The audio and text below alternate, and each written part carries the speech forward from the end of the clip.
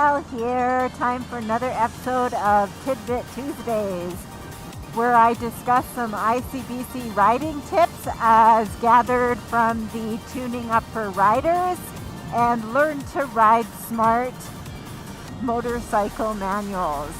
So in today's episode, I am going to do a super quick little tidbit on choosing the correct lane position when approaching a blind hill.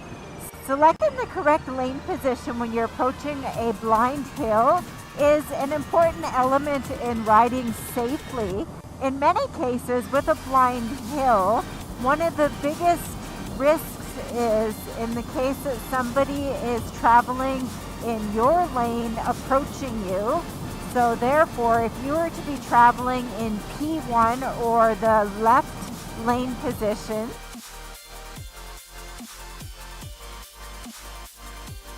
which is the lane that I am traveling in right now, then if there was a vehicle approaching you in over the center lane, coming over the other side, then you would be essentially like head on with that vehicle. So in this example here, you can see I can't see what is approaching up this hill. So I have positioned myself into lane position 3.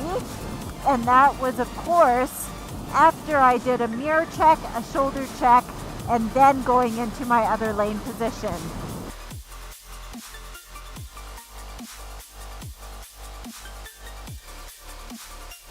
Right here is another example. I can't see what's approaching, so I'm going to go into lane position 3 or P3 or else the right lane position. And that way, if somebody was, for whatever reason, over on my side of the road, then I would be able to be in a safer position because I would not be like pretty much head on with them. Now, the other thing you could do is you could actually also take the center lane position or P2 if you want it.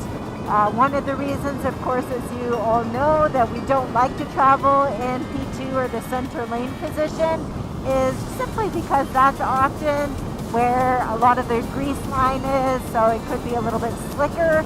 But for the most case, when you're traveling on a major roadway, you don't really encounter that all too much. It's usually more where you are slowing down or stopping, such as intersections.